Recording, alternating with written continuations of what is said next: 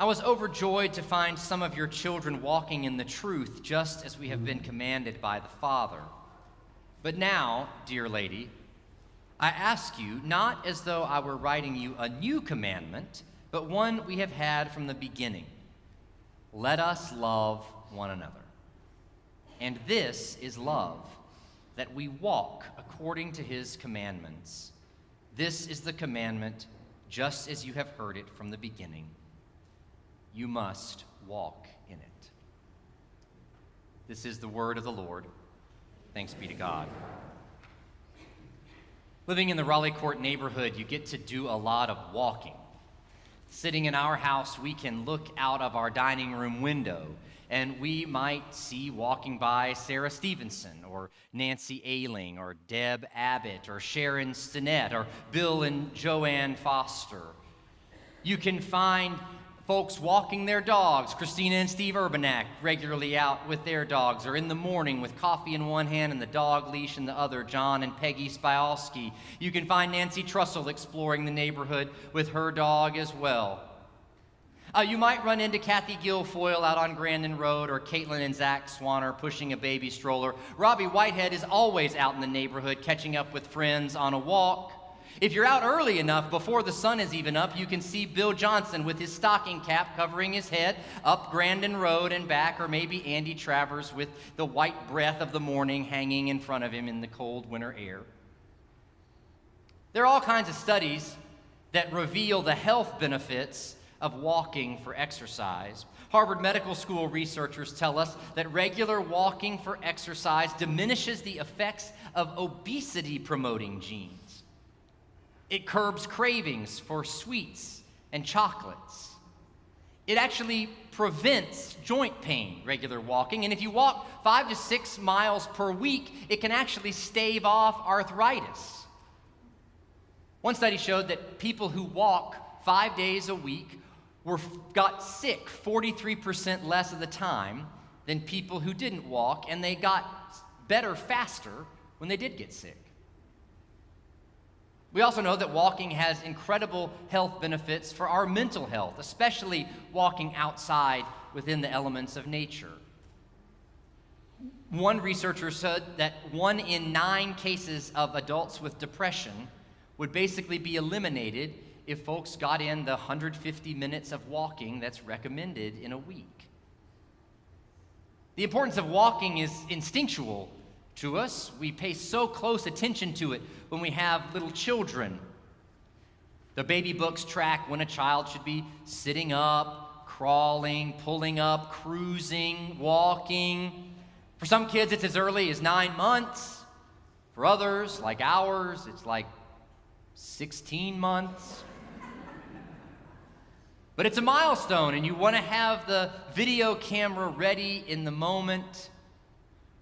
So many older adults, they'll see a new parent with the infant in her arms, and they'll say, "Oh, just wait till she starts walking. That's when it really gets hard." Just a side note, for an exhausted, tired, and anxious new parent, that's not a helpful thing to say.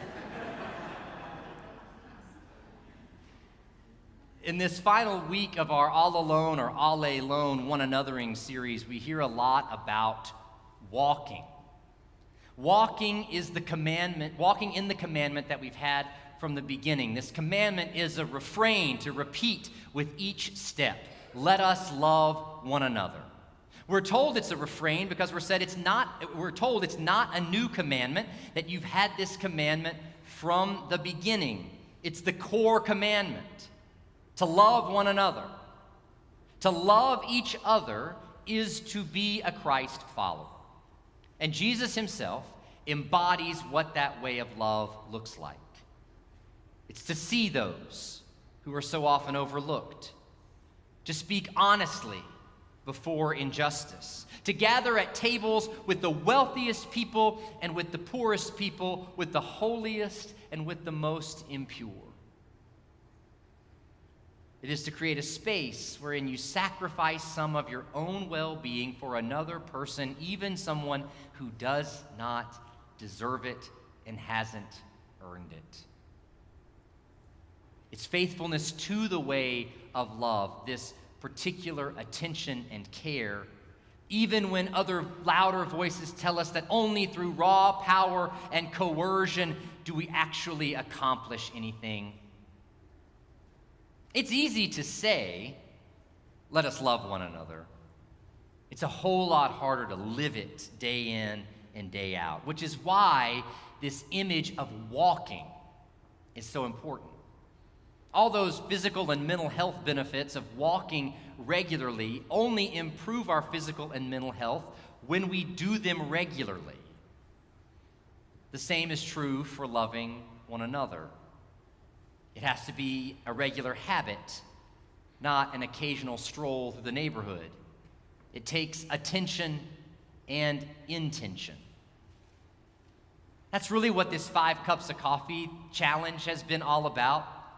Having intention and paying attention to others, to listen to another story, for someone to listen to your story and learn about your life. And I have to tell you something concerning. Folks outside of our church are commenting on this. They're seeing it show up in their news feeds on Facebook, all the pictures, and they're like, why am I seeing all these pictures from Raleigh Court Presbyterian Church? I didn't even know some of these people went there. Y'all don't tell people much. And so they're thinking about coming to worship. They might even be here right now.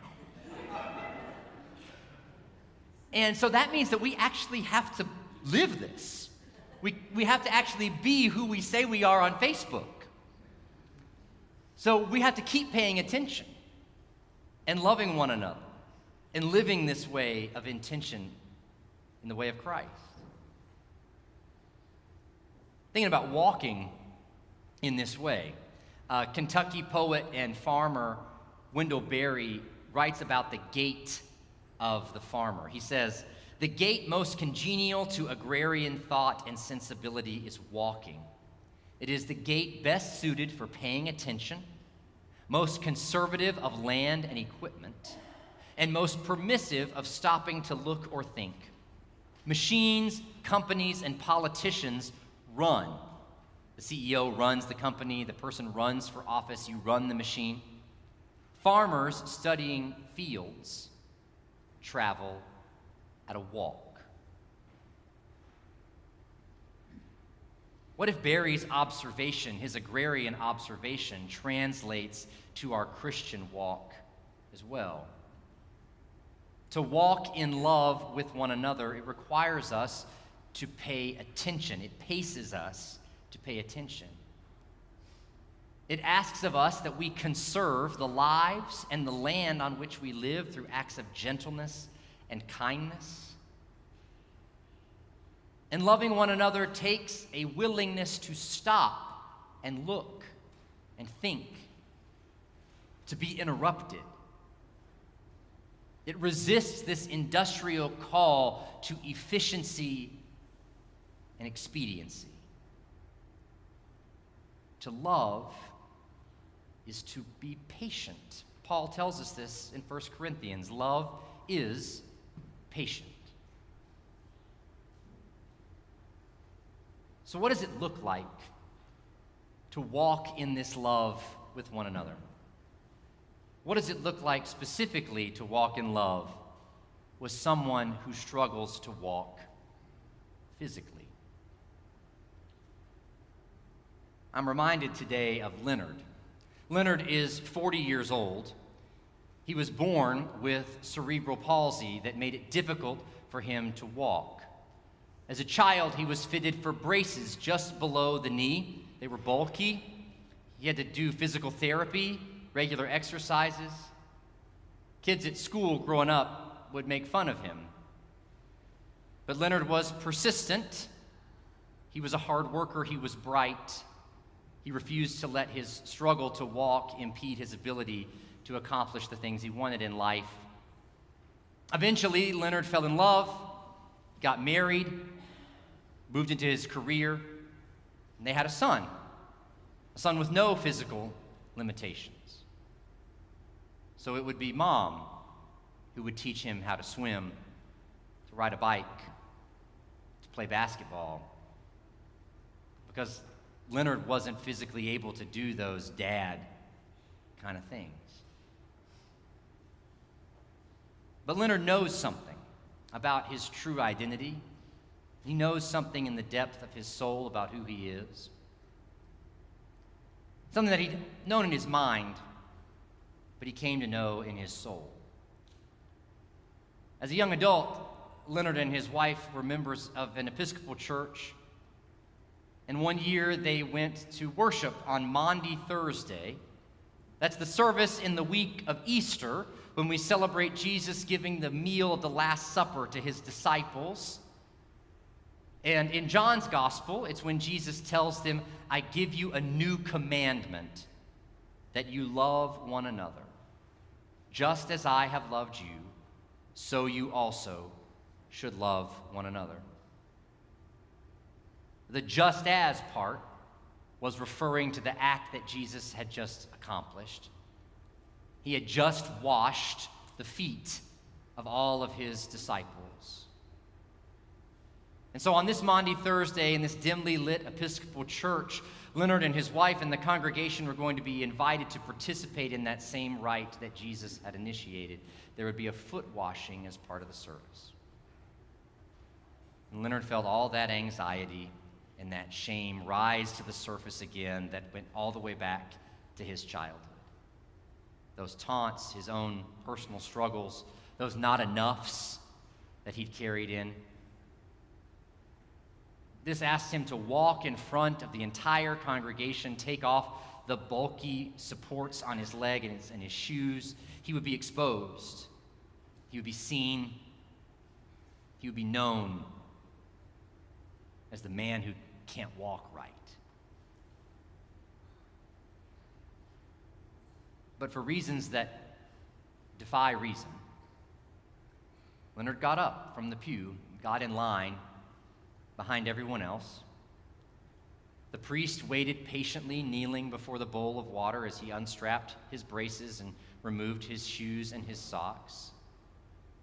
And as he put his feet in the water, this is his story, he said he felt the overwhelming presence of God. That his Lord Jesus, who would wash the feet of the very people who would betray, deny, and abandon him, would wash Leonard's feet too. That this God knew him through and through and loved him still and all. Before that congregation, within that congregation, in the act of this ritual, Leonard gained this understanding of who he was before God that has carried him through the good days and through the hard days.